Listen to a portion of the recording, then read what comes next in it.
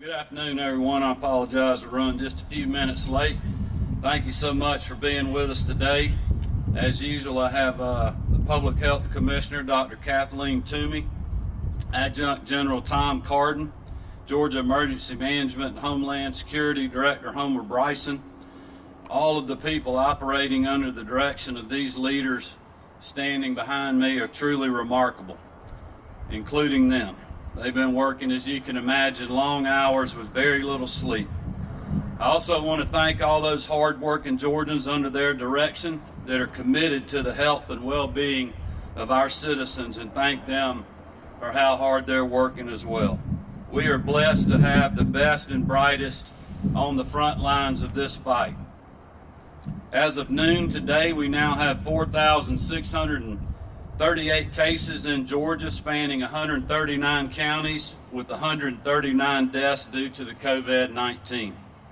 Our thoughts and prayers continue to go out to the families, loved ones, and communities of those that we have lost to this terrible virus.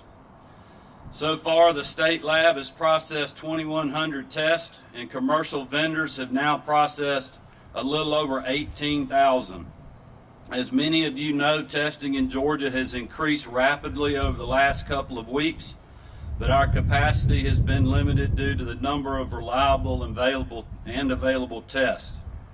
And as many of you here have reported, competition among states for access to commercial labs is obviously at an all-time high. Testing is an important tool for identifying cases earlier, targeting hot spots in our state with more resources, developing models, and providing timely information to the public.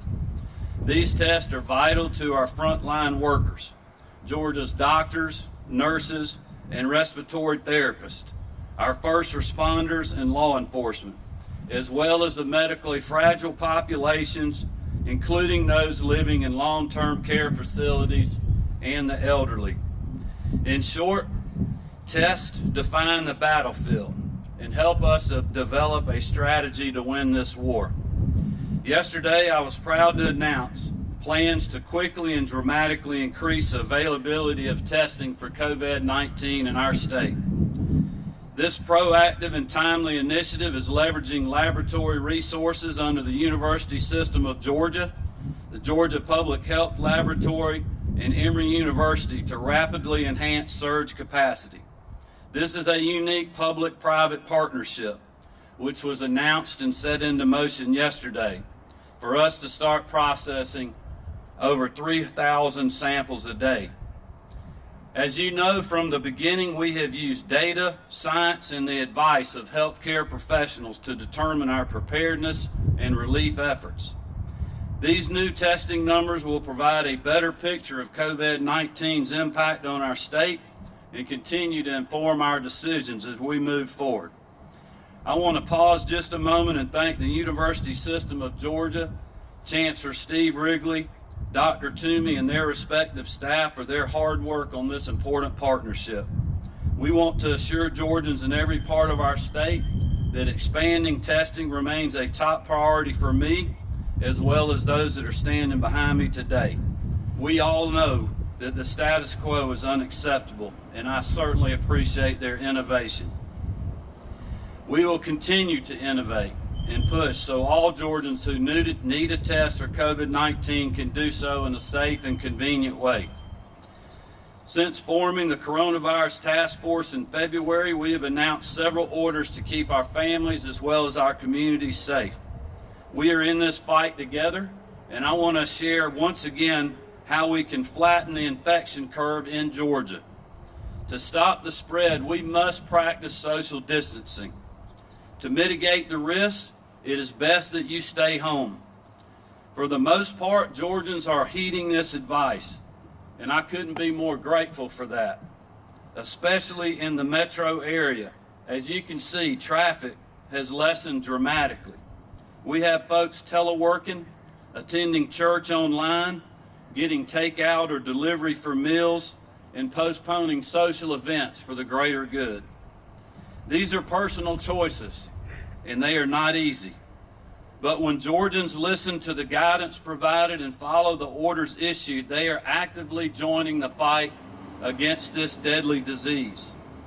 When hardworking Georgians limit their travel, limit their interaction with others, and limit their activities, they are buying us more time to get additional hospital beds ready, order supplies, and continue to prepare for more positive cases. All of us know that this fight is won at the community level, not at this state capitol behind us. To win this war, we have to hunker down and continue to chop a lot of wood. I was really taken by the President's coronavirus press briefing yesterday and what Dr. Birch had to say. And she echoed these truths. It will be the hard work of people in cities, towns, and communities across our nation, following the advice of healthcare experts and making change to their daily lives to fulfill a higher calling. And that is what we are seeing in Georgia. As you know, our people are determined and they are resilient. We will accept nothing short of a victory over this virus. I know full well we have many challenges ahead of us, but we have plenty of opportunities as well. I want to encourage my fellow Georgians to hang in there. I know that you're tired of this. I know you want to return to business as usual, but we must first overcome the obstacles that we have in our path. By doing this, we will get through this together. There's no question that these are unprecedented times, and state officials are taking historic measures to meet the needs of the healthcare providers, hospitals, patients, and communities across our state. Teams at the State Operations Center and the National Stockpile Warehouse are working around the clock to identify needs, strengthen the supply chain, ensure that we have a plan for any scenario. As of this morning, we had 3,520 medical surgical beds, 450 beds, and 1,006 ventilators available in our hospitals across the state. According to the Institute for Health Metrics and Evaluation at the University of Washington, Georgia will reach peak hospital capacity on April 23rd. That's nearly 3 weeks from today. This model assumes that Georgians continue to abide by the state's orders and use social distancing methods through the end of May. These numbers, as you know, are updated on a daily basis, and we are continuing to monitor capacity. State officials, I can assure you, are working closely with Georgia Hospital Association, the ambulatory surgery centers, to take a full inventory of beds and ventilators. We also are spotting trends to prepare for the days and weeks ahead. So far, we have purchased 4 medical pods, which are basically steel shipping containers that have been converted to mobile units with beds as well as equipment. Each unit offers 20 to 24 beds with a nursing station to treat patients as they arrive. These will be a state-owned asset that will be able to quickly deploy to hard-hit areas. We have submitted a request to FEMA to staff these pods using military medical providers. To expand current bed capacity, I have temporarily suspended certificate of need laws. Now, Georgia healthcare administrators are reconfiguring existing hospital wings or embarking on new construction to address the looming concern. Commissioner Frank Berry with the Georgia Department of Community Health is working with multiple hospital systems to reopen closed facilities for use. I want to take this opportunity to give a big shout out for Phoebe Putney, HCA Healthcare, and Piedmont for going above and beyond the call of duty. These systems have engaged the state to reopen several facilities and bring hospital beds online as we prepare for the potential patient surge. As many of you know, Dougherty County is one of the hardest hit areas in our state. To date, we have shipped necessary supplies and planned more shipments based on the needs of Phoebe Putney's system in the future. The Department of Public Health has deployed an epidemiology team in coordination with the Centers for Disease Control and Prevention. We have also deployed 2 National Guard medic teams to this county. The 2 Guard units are assisting existing staff at Phoebe and a nearby nursing home facility on everything from administrative needs to medical treatment. As General Carden will explain, these units are brand new. They were created specifically for this purpose. That is an incredible testament to General Carden and his team that they were able to identify, mobilize, and successfully deploy these soldiers in such a short period of time. As reported, the state has worked closely with local health officials to establish more bed capacity at Phoebe North and provide staffing and equipment necessary to relieve Phoebe Putney Memorial Hospital.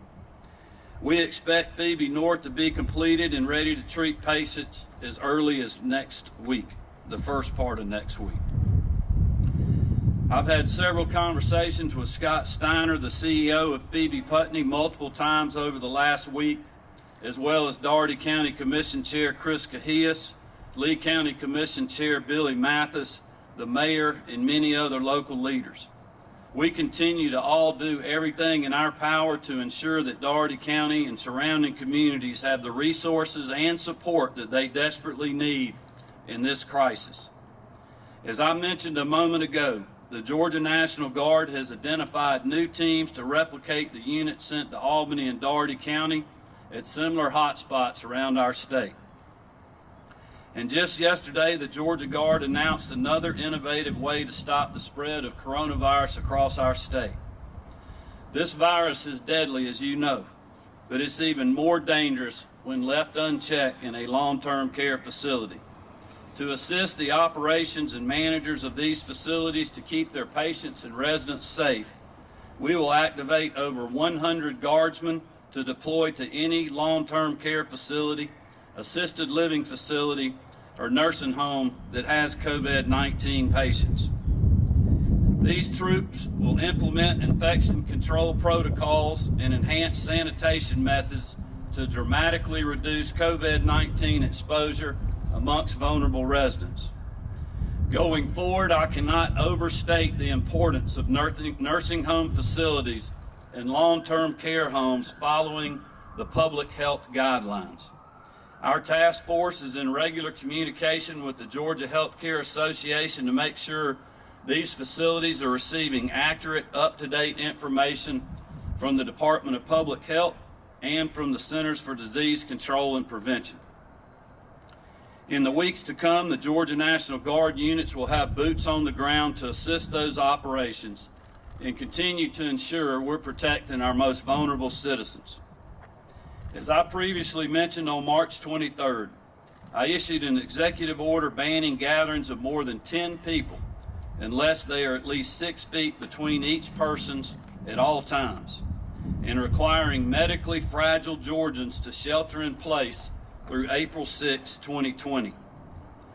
I've signed several executive orders lifting restrictions on getting more doctors, nurses, pharmacists, and pharmacy technicians to work, closing K-12 schools through April the 24th, and raising the amount of unemployment benefits available to Georgians facing financial hardship. I've also authorized the State Board of Education to waive certain rules, regulations, policies, procedures, and provisions to assist in the state's response to COVID-19. We're also allowing the use of real-time audio-visual technology to assist in notarizing real estate documents. And among other actions related to future revenue, I've directed the Commissioner of Revenue to implement waivers for Conservation Use Value Assessment and Forest Land Protection Act applications. I've transferred additional emergency funds to pay for more supplies and equipment, and I continue to appreciate the support of the General Assembly, the Speaker, the Lieutenant Governor for their support in the emergency funding and the amended budget. All of those measures have helped us prepare for the weeks ahead as we fight this pandemic facing our entire country. We are constantly reviewing the data, the modeling, and the science. I'd like to thank GEMA Director Bryson for completing the isolation site at the Georgia Public Safety Training Center in a very short period of time. We currently have 5 patients at the facility, which have a maximum capacity of 40 individuals. Like the site at Hard Labor Creek State Park, this facility is for patients that are not able to isolate themselves, and we'll continue to have this resource available for individuals that need it. As we continue to fight this virus, our office is receiving reports that are concerning and deserve the public's immediate attention. We have been told by one area Atlanta hospital that they are seeing a 15% increase in domestic violence cases at their facilities. This is disturbing and alarming, and it cannot be tolerated. If you or someone you know needs help, I would ask you to call the Georgia Domestic Violence Hotline. That number is 1-800-334-2836. Again, that's 1-800-334-2836 for the Georgia Domestic Violence Hotline. We are also seeing a reduction in reports of child abuse, likely a consequence of our educators not having as much face time with Georgia students. Teachers and administrators are often the first ones to see the signs of abuse, and now with schools closed, we must remain vigilant about this problem and continue to work to remedy it. If you are a child in crisis or know of someone who needs help, I would urge you to reach out to the Georgia Department of Family and Children Services at 1-855-GA-CHILD. That's 1-855-422-4453. And finally, my office has received dozens of calls and emails from many hardworking Georgians out of work, many who have had their hours cut back, or business owners that unfortunately have had to close. And as someone that has spent my entire career in the private sector, I know the economic impact of this global pandemic. Georgians have to feed and clothe their families. They have to pay rent, utilities, and buy gas for their vehicles. The reality is that a government check will only pay for so much and go so far. Hundreds of thousands of Georgians are facing financial ruin because of this virus. As many of you know, I was a builder and developer during the Great Recession. Literally in those days, we lived hour to hour, day to day, and week to week. I have been there before, trying to support my family. It is a frightening thing, to say the least. So for those waitresses who have lost their job, or small business owner who doesn't know if they'll make payroll this week, or the hourly worker who barely made rent today, I hear you, I am praying for you, and I will promise you we continue to work hard every day for you.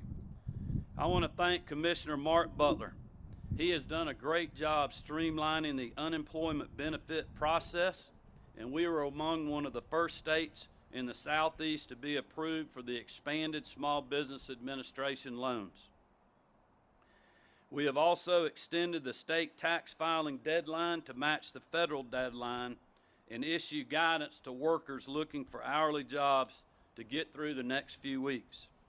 We will continue to do whatever it takes to help keep our families safe and ensure a strong and prosperous future. These are difficult moments as a nation and as a state, but these times, as you have seen, bring out the best in us. They remind us of the good that still exists in this great state and world which we live in. I want to thank the many, many people in our business community who have stepped up to do their part to fight COVID-19.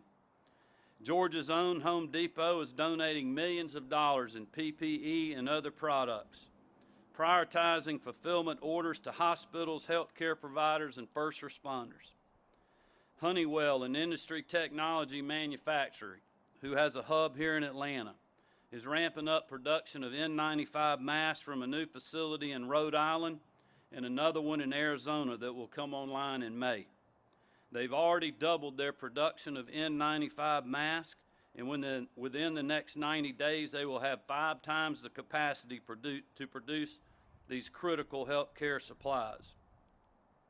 In local communities across the Peach State, we've seen small business owners completely repurpose their staff and production lines to make other materials that are in short supply. One is not far from here. Old Fourth Ward Distillery has begun producing hand sanitizer. And TSG Resolute in Americus, Georgia, has a partnership between Coca-Cola and Georgia Tech here in Atlanta. And businesses are finding ways to innovate to manufacture protective surgical shields and masks for healthcare workers who are on the front lines every day. As you know, over the past few days, the White House has issued new federal guidelines and a timeline for mitigating the spread of coronavirus. Public health officials are discouraging large gatherings, advising the elderly and anyone with underlying health problems to stay at home, encouraging people to telework, and keeping kids from school until April 31st. Georgia's order reflected the guidance and direction from President Trump and his coronavirus task force. I have empowered numerous agencies and officials to enforce them. The Georgia Department of Natural Resources will limit gatherings with officials patrolling bodies of water as well as campgrounds. They are monitoring coves where people tend to congregate, and if necessary, they're using bullhorns and other methods to get people to disband. Officials will approach people and demand compliance with our orders for the well-being of all our citizens in our state. Local officials are also working hard to ensure compliance with local directives, which vary by city and county across our state. The Georgia State Patrol is prepared to take appropriate action to ensure full compliance, no exceptions. The reality is, if you do not comply, you are violating the law and you will be facing stiff penalties. Even worse, you are literally endangering the lives of those around you, your loved ones, and all fellow Georgians. In Georgia, the safety and well-being of each citizen comes first. We will do what is necessary if people fail to comply. Thousands of Georgians have used the power of social media to tell people about these orders as well as to hold people accountable. I would like everyone to keep doing that, folks. It has been a huge help to us. To all of those people who have reported non-compliant businesses and organizations to the COVID-19 hotline, thank you. We are following up on these complaints and have had a great reaction from companies to do what is right for their employees and the people they are serving. Many of our state's most beloved brands out there are setting an example for others, like Home Depot, Chick-fil-A, and many others. We appreciate their leadership during these very difficult moments. I would encourage everyone to continue to stay safe. Enjoy your time with your family and continue to follow the directives to mitigate the spread of this virus. Do your part to urge your friends, neighbors, and coworkers to do the same. In keeping with our promise to let data and experts guide our decision making, I am announcing another measured strategic step forward. As you know, over the past 48 hours, the modeling and data has dramatically changed for Georgia and many other states around the country. The CDC has announced that individuals can be infected and begin to spread coronavirus earlier than previously thought, even if they have no symptoms. From a public health standpoint, this is a revelation and a game changer.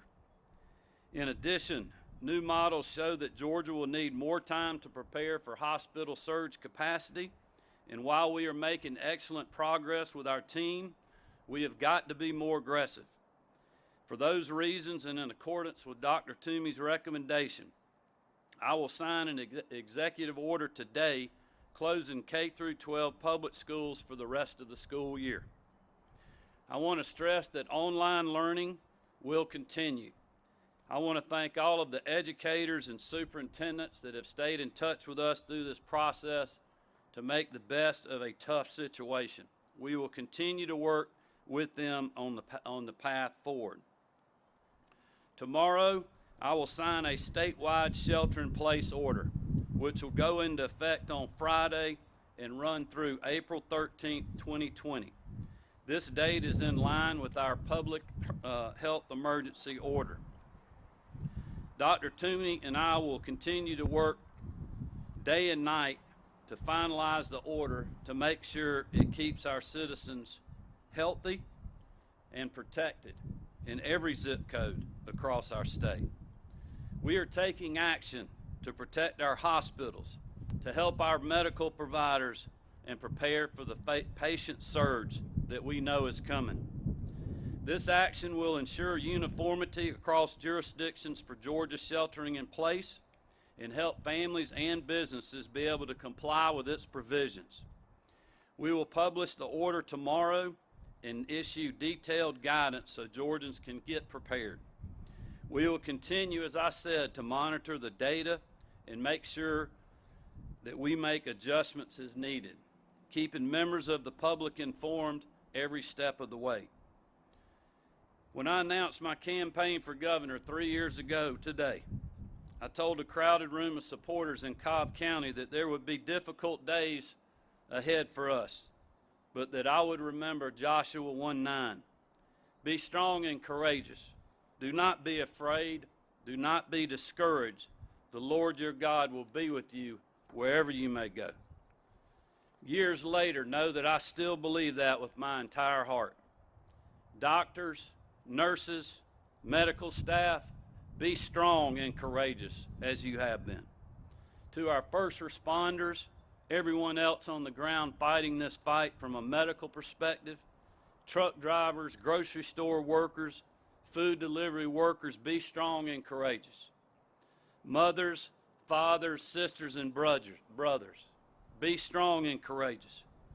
Hard-working Georgians from every corner of our state, now is the time to fight and continue to be strong and courageous.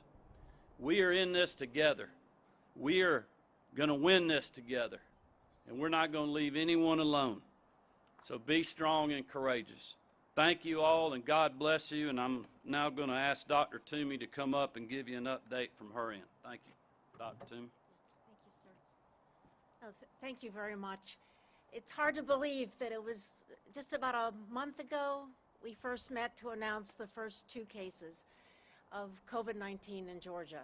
At that time, those cases were due to travel, and we recognized that we had to address the situation. Since those first 2 cases were recognized, we have seen a change in the pattern of transmission in our state. From what was related to travel has now become, in many parts of our state, widespread community transmission. And recognizing that, we feel the time is appropriate to take very aggressive community mitigation measures to address spread.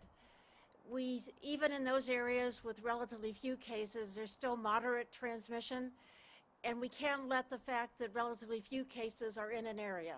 We have not been testing everybody. We have been testing only those who have symptoms and those who are the most ill. And now we recognize what was, as Governor pointed out, for us, a game changer in how our strategy to fight COVID has unfolded. We realize now that individuals may be spreading the virus and not even realize they have infection. As many as 1 in 4 people with coronavirus don't realize they have infection because they have no symptoms whatsoever. And even if symptoms begin, you can transmit it earlier than expected. And so we felt that the time was now to take some more aggressive measures. As you have heard, we have now in the thousands of cases. We have 47 long-term care facilities with outbreaks that we're investigating. We have outbreaks related to prisons and jails. We have had at least 5 outbreaks that we know of related to church gatherings and more related to funerals. And so every possible situation where people are in a congregate setting or gathered together can be a potential site for transmission. And so we really ask everyone to think about how we can work together with you and your community. As we've said so many times before, not only protect yourselves and your family, but please take responsibility for your community as well, because it will be your actions that protect the community as a whole. We had said before, don't go out if you're ill. But now we're saying, please stay home and don't go into settings where you can expose others until we have a chance to stop this ongoing transmission in our communities. Our goal, as you have heard from the governor and from others, is to try to stop transmission so that we don't overwhelm our hospitals. We're trying to ensure that other cities in Georgia, like Athens, like Macon, like Savannah, do not become like Albany, which now is fighting the worst fight of any place in Georgia and has among the highest rates of COVID-19 in the country and in the world. And so I just want to thank everybody in advance for their cooperation, for their respect for each other and their families and their communities. And most of all, I want to thank, from the bottom of my heart, all the medical personnel in the hospitals, in the communities, healthcare workers, and my own public health staff who have been working night and day to try to fight this virus. And together we will win. And thank you very much. All right, well, thank you, Dr. Toomey. Now I'll let General Carden give y'all an update on the many activities of the Georgia National Guard. General. Thank you, Governor. Just to give you all a brief update about the Georgia National Guard and what we're doing in the COVID-19 response, we've developed and deployed 13 medical support teams to the regional coordinating hospitals across the state of Georgia, as the Governor mentioned earlier. We're in the process now of building and deploying infection control teams to assist in long-term facilities, assisted living, and nursing homes. We're manning 7 food banks to make sure Georgians are fed. We're supporting the Georgia Emergency Management Agency's isolation facilities, and we're providing logistics support to the Department of Public Health. I'll tell you all what I tell our soldiers, airmen, and members of the State Defense Force. This is when we live our values. I'm so very proud to be a part of this team and to serve the state of Georgia in any way that I can. And I'm very proud of the men and women, our first responders, our healthcare workers, and those who wear the nation's uniform who are getting after this fight against this invisible enemy. And I agree with the Governor and Dr. Toomey. There's no doubt in my mind that we're going to prevail. Thank you all very much. Folks, we're going to open up for questions. Like I said, just use the mics in the back here. We'll start off with Greg. Governor, can you hear me okay? Governor, there's been a lot of officials, politicians, mayors, county commissioners who have been asking for this step for a very long time. What was it that led you to take this step today? What do you have to say to them about why it took this long? And secondly, will you also be calling for a delay in the May 19th primary? All right, I'll try to remember all those questions you asked me, Greg. First of all, on the election, the attorneys that I've talked to, I don't have the authority under this order to delay an election. Obviously, I know there's been a lot of talk about that. I, as you can imagine, haven't been focused on that myself. We've got our hands full in the COVID-19 fight. You know, I think it's the reason I'm taking this action. Just like I've continued to tell people, I'm following the data, I'm following the advice of Dr. Toomey. Her and I both mentioned in our remarks, you know, finding out that this virus is now transmitting before people see signs. So what we've been telling people from directives from the CDC for weeks now, that if you start feeling bad, stay home.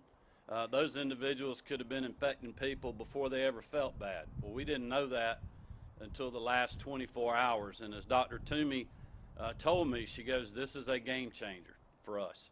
And I've been listening to her advice. I think the other measures that we've taken previously, if you would look at our order and the things that we did, ordering every business to adhere to strict social distancing guidelines, shelter in place for the elderly and or the medically fragile, and putting a ban on the large gatherings. If you compare that to other states that had shelter in place but had all kind of exemptions and exceptions and essential businesses, we had as strong an order as anybody in the country.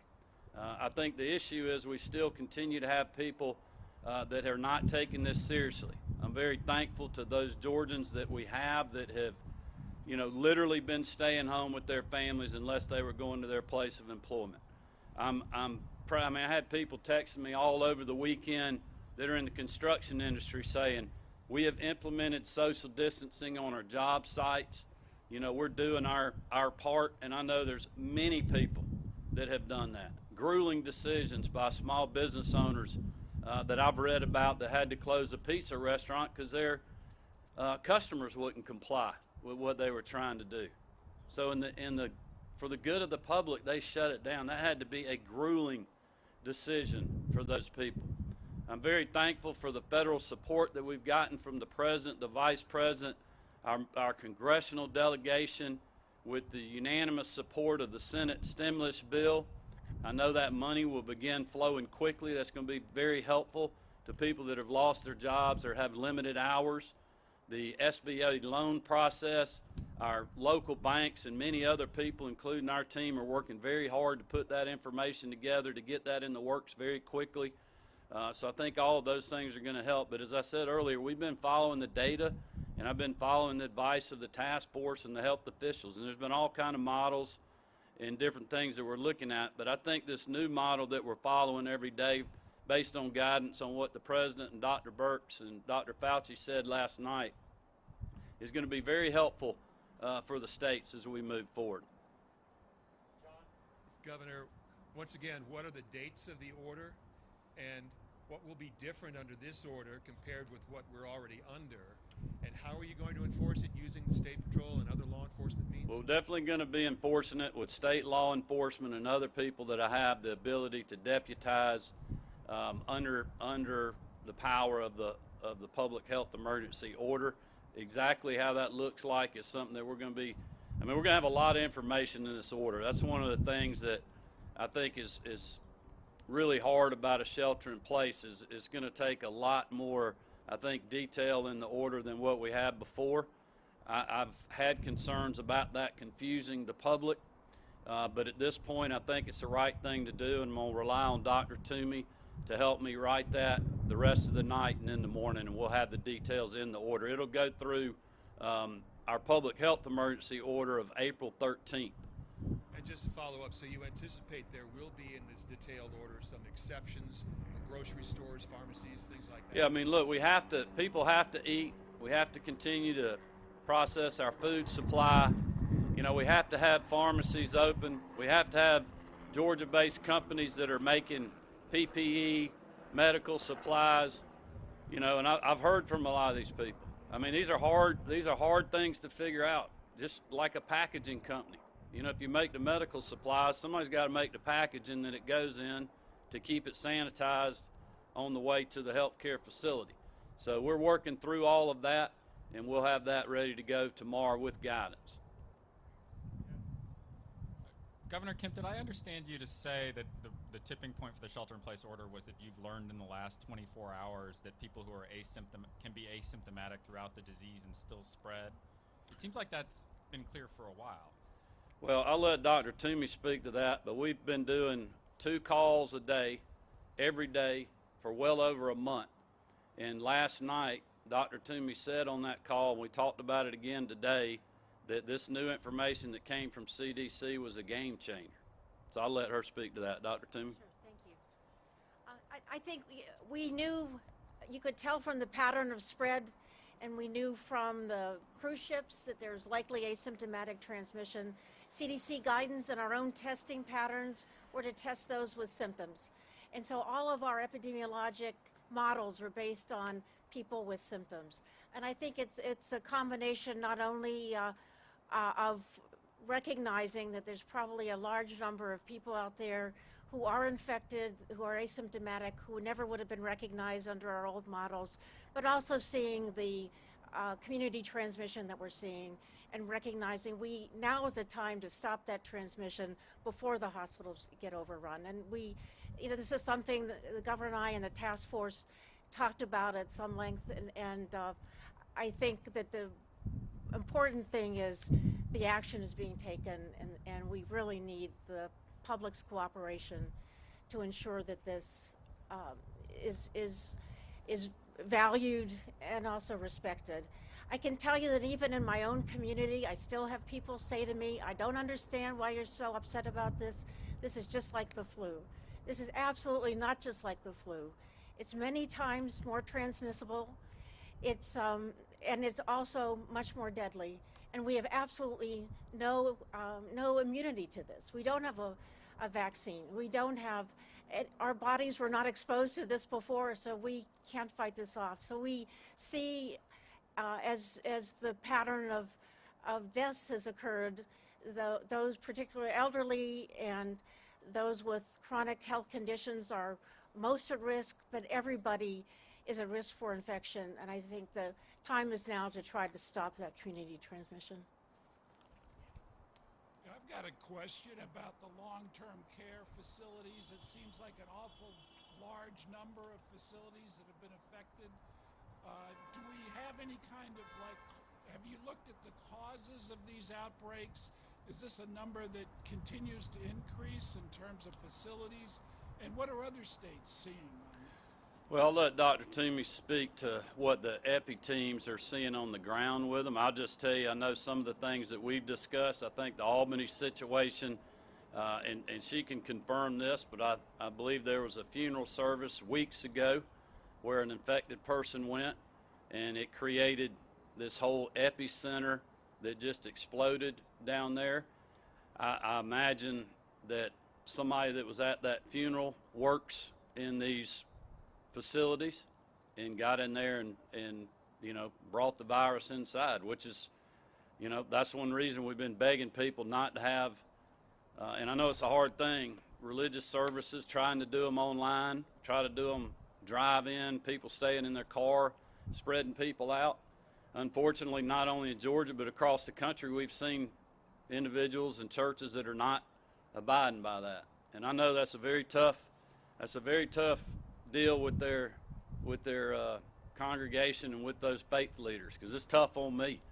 But we've had other states where people literally had choir practice that practiced social distancing and did everything they were supposed to do, and you still had the whole choir get infected out one of the states on the West Coast, and 2 of those individuals passed away. So that's what we're dealing with, and I think when you look back at what we had in place before, the measures that we had are what the President and Dr. Birx and Dr. Fauci and Dr. Toomey are saying that we've got to continue to do. Don't go out unless you need to. When you go out, practice your social distancing. Use good sanitation measures on your hands, and don't touch your face. Don't do handshakes. Don't, congregate with people. And there may be new guidance that we're going to need to look at with this new situation that we're dealing with. And I know Dr. Toomey and I have spoken to that, and I'll let her address anything she wants on the nursing home. I think we're learning more every day about this virus and how it acts. As we've talked about, it's a novel virus, it's new, and so we're still learning a lot about how it spreads and what we need to do to protect the community. Nursing homes are probably the highest risk situation we have, short of cruise ships, because you have individuals at highest risk in a congregate setting, and if people come in and out, whether it's visitors or it's healthcare workers, they can bring infection with them. And I think what we've seen is that there wasn't fully, not just in Georgia, all over the country, the full appreciation for how volatile the situations were in congregate settings like long-term care settings and senior centers and other places. We have an FE team dedicated fully to going into long-term care facilities and helping with infection control and ensuring that guidance is being followed. And even as I'm saying this now, CDC is updating their guidance daily. And so I think that we're learning, and as we learn, we begin to look and begin to do outreach and begin to follow the patterns, and we will find more. So we have 47 out of 300 some. I suspect we'll find more additional as we become more conscious of spread in the communities. I don't know if this question is for Governor Kemp or Commissioner Toomey, but referring to that model you cited that will reach, can you hear me? Referring to that model you cited that will reach our peak in 3 weeks, that's only in reference to the first wave of the epidemic, right? According to that model, most of the population will still be susceptible after that first wave. What are y'all thinking in terms of our long-term plans to help Georgia weather this? Well, we have a whole team that's working on long-term plans and where we go from here. I would give you, to try to simplify it, which this is a very complex deal that we're dealing with, being that it is, a new virus. But one of the things that made me really understand what we're facing that was pretty simple is I heard a guy talking about, imagine an archery target. So you have an archery target, you got this big population. We know, looking from other countries and what's happening in other states, we're going to have a lot of people that potentially get the virus. What we're trying to do is make sure of the people that get that virus, it's a very small bullseye down here that got to enter the hospital system. So if we can keep the elderly population, the medically fragile, if we can keep them from getting this, they're the ones that are going to be more susceptible to need a hospital bed, to need an ICU bed, to need a ventilator, and really that critical care for days and days and days potentially for many of those individuals. So we're trying to make sure we get that big target funneled down to an amount of people that we can handle with our existing hospital bed space, but also ramp up for the surge that's coming with extra beds and reopening these old facilities, ordering the pods that we're talking about. Homer's here. He can answer any questions on equipment, supplies, facilities. I mean, they're looking at all that. We've turned over every rock, and we continue to do that on shuttered facilities, looking at convention center sites for mobile hospitals and other things, but also looking at staffing. A hospital bed doesn't do you any good if you don't have a ventilator or have somebody to take care of the patient. So those are things that we're working on, and if we can flatten the curve now, we make that bullseye smaller, which is less people that we got to run through the hospital system. So that's why we need everybody's help. And it's like Dr. Burke said, it's like I said, and it's just like Dr. Toomey said. It is not the government that's going to solve that problem. It is the community at large. By adhering to social distancing, keeping your hands sanitized, don't go to these large events. Do takeout orders. Just stay at home with your family when you can. And if you're getting out to do things that are essential, just be doing it in a smart way and avoid people. It's very awkward avoiding people now, but that's what everybody's doing. You walk by somebody on the sidewalk and you're moving to the other side. And that's what we need them to do. And we just need to do this for a few more weeks, regardless of how long this goes on. Now is the crunch time for us to lessen the peak. We got to lessen the peak to make the bullseye smaller so we don't overrun our healthcare network and all those people that are literally grinding away 24/7.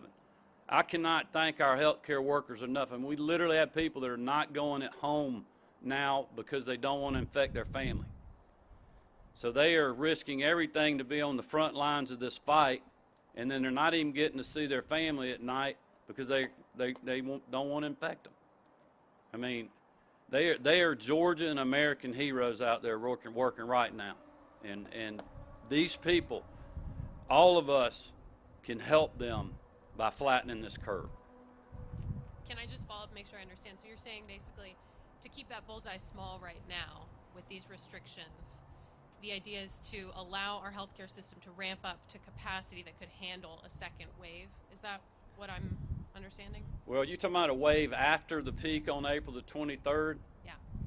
Well, I may let Dr. Toomey or Homer speak to that. I know we're looking at long-term things as well, but I mean, right now we're looking at that 3-week window. That's our immediate need.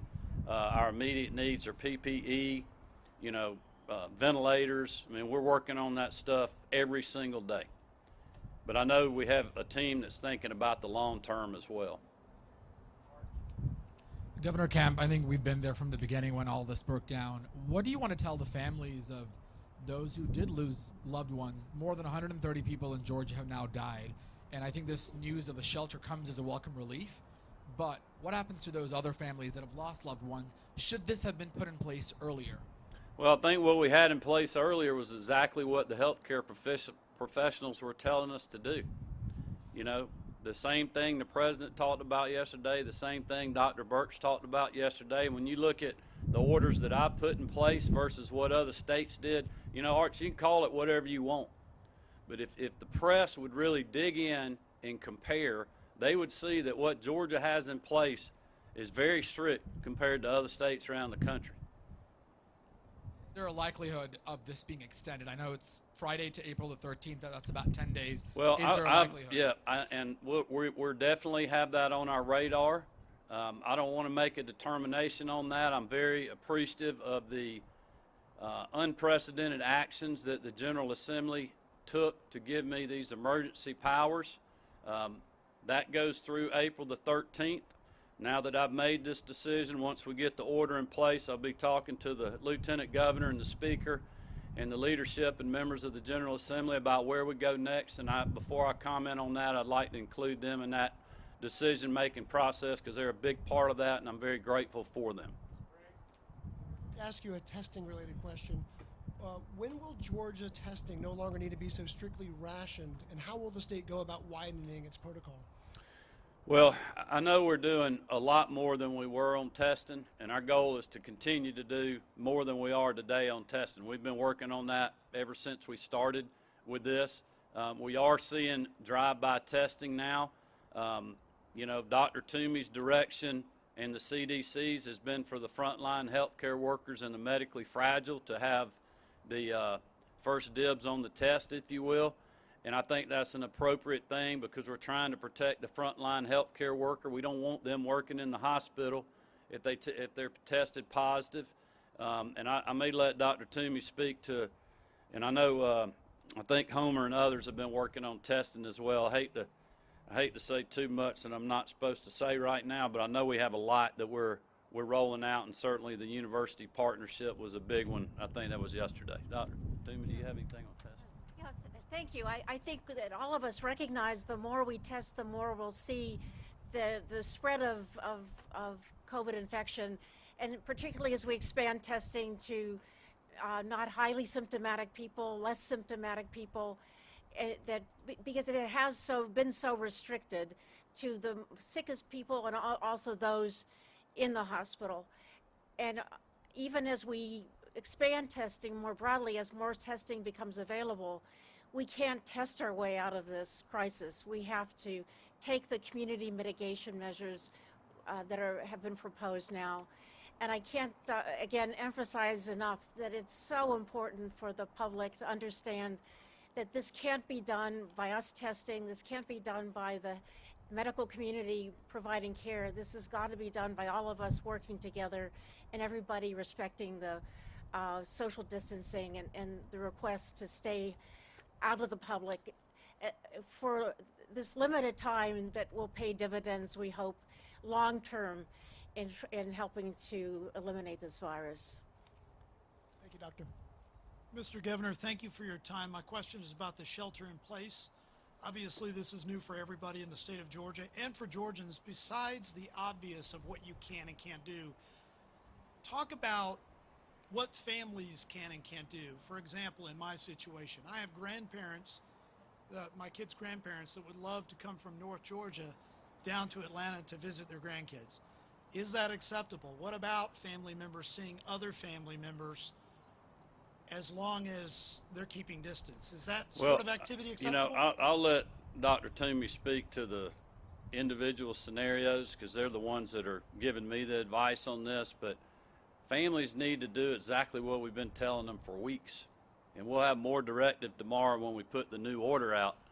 But they need to social distance. They need to stay at home.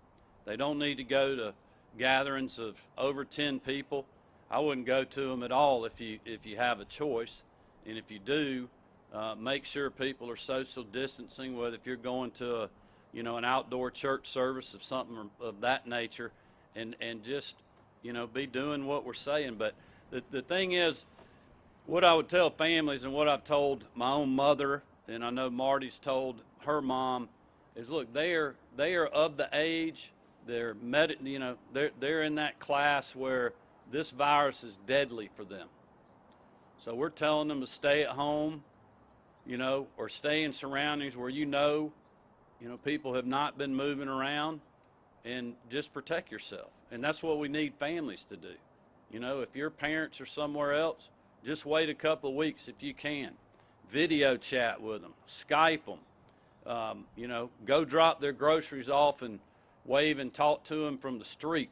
I mean, there's ways that you can interact but still not risk them. It is not worth it for 2 weeks. I mean, we've seen how this virus will literally just take certain people out in just a matter of a day or so, and others not so long. And it's nobody really knows for sure exactly what's causing that with each individual. People are affected different.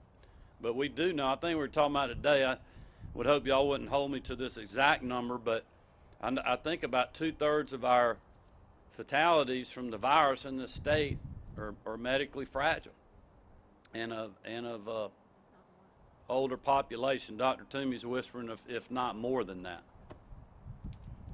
Thank you. Good information. Appreciate it. Yes, Governor, with the shelter-in-place requirement starting, have you thought through what the consequence of violating that will be in light of the fact that the State Department of Corrections is looking to reduce population as are local jailers? Yeah, the penalties in the statute are already laid out. It's misdemeanor, fine. I mean, look, my directive is not to go around and lock a bunch of people up because they're not adhering to any of our orders right now. What we want to do is get people to comply with this. Because if we write somebody a ticket because they have violated the order, I mean, we're taking action. Hopefully they won't do it again, but they still did it in the first place and put somebody at risk. So that's why we want people to adhere to this. But make no mistake, if we have those people out there that are not adhering to this, or, if they're going to a facility and they're not moving along, then we will take that action. Same with a business. I mean, we've called, I can't tell you how many businesses and said, hey, we got a complaint that you're not following the social distancing guidelines and other things that are in the current order. And I mean, people were reacting immediately going, we're on it, we're on top of it, we'll get it fixed. What we want to be able to do is not have to make that call at all. And we don't want to have a law enforcement official go up and write somebody a warning or write them a ticket, but we will. We'd rather people just comply and try to do the right thing.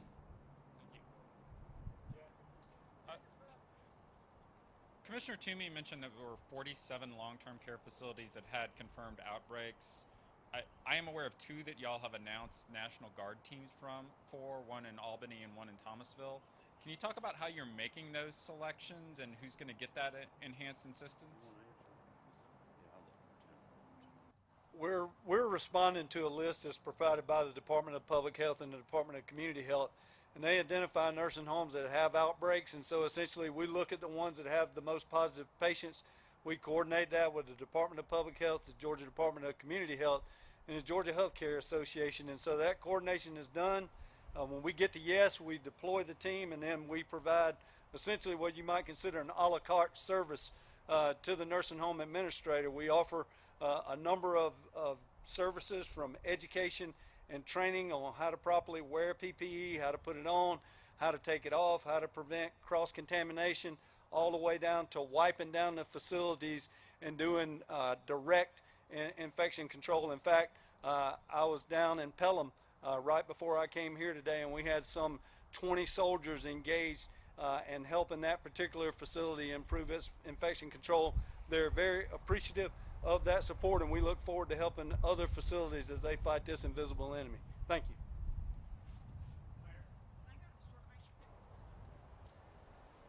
Good afternoon, Governor. Unfortunately, one of the #1 questions we've been getting into our newsroom is today is the first of the month. There are a lot of people who say they can't make their mortgage payment, they can't make their rent payment this month. What is your guidance to people who maybe are in that situation, or maybe even to the landlords who are anticipating collecting that money? Yeah, I would certainly tell people to just get in touch with their landlord. I mean, everybody's in the same boat, right? A lot of people that are renting, a lot of people that have mortgages, going to be tough to pay if they've lost their job. I know help is on the way from Washington, but those, mortgage companies and business owners, they're in the same boat too. I know a lot of financial institutions are holding off people making their payments if they have renters that haven't paid. I think that's a great move by those financial institutions. But I would just tell people, just tell your landlord your situation, and I'm sure they'd be willing to work with you. And we'll continue to look at things at the state level. We're helping facilitate a lot of the SBA contacts and other things to try to just help people from our end. But more of that help will be coming from the federal level with the stimulus checks, and we have increased unemployment benefits and SNAP benefits and other things per what Secretary Perdue and others have worked on at the USDA. One more. Unfortunately, with this announcement, there are going to be a lot of people who are headed out the door right now to the grocery store who are going to be concerned. What's your message to Georgians right now about, I guess, keeping calm? Yeah, look, people don't need to panic. I understand people are scared. We've never seen anything like this, but as I mentioned at the close of my speech, we don't need to be afraid. We got, as you can see, a great team working on this. The supply lines for groceries and medications and everything else, if we have to, we will put the National Guard and the Georgia State Patrol getting groceries and supplies to the businesses to keep our families fed, to keep the medicines flowing, to get health care equipment that's coming into our state. People do not need to panic and worry about that. If you're going to the grocery store tonight, look, I get it. We're not implementing the order tonight. We're going to put it out tomorrow, so we got a couple of days here for people to adjust and get ready. The grocers are ready for this. They'll be ready to restock. They've been limiting their hours so they can do that. So people don't need to worry about buying for, 2 weeks or 2 months. Get what you need where you can shelter up for a while, stay home, and then leave some for the other folks and give us overnight. We'll get the grocery folks to restock the shelves, and we've already taken many actions to keep the supply chain open, and we'll continue to do that. One final question, Mr. Governor, this one actually from my colleague. Why is the Georgia Lottery still operating if it encourages that hand-to-hand contact potentially? I haven't really talked to the lottery about how they're operating. I know a lot of convenience store businesses that are handling those transactions have put in best practices. I don't know if Dr. Toomey has anything on that, but that's certainly something we could look into. I know a lot of people have worked on point-of-sale transactions to be able to do that without having that physical interaction. Yes, sir. I know this is going to be another matter you'll have to deal with in the weeks to come, having to do with the state budget and the collections, the revenues that you're getting right now. For those hardworking teachers and other state employees across this state who are hoping for a raise this year, what can you tell them now, generally speaking? I know you wouldn't know specifics yet. Well, look, my priority has been keeping our families safe and supplying our frontline hospitals and hospital workers with the supplies they need to save lives in our state. I would feel certain I could speak for the Lieutenant Governor and the Speaker and the members of the General Assembly. We will get the budget worked out, but our first priority right now is to flatten the curve, and we'll do that when it's safe to get them back and to work on that issue. And Georgians should know that we're going to continue to have a great state. We're going to recover stronger than ever. This economy is going to come back. We just got to fight through this thing here for a few more weeks and flatten that curve.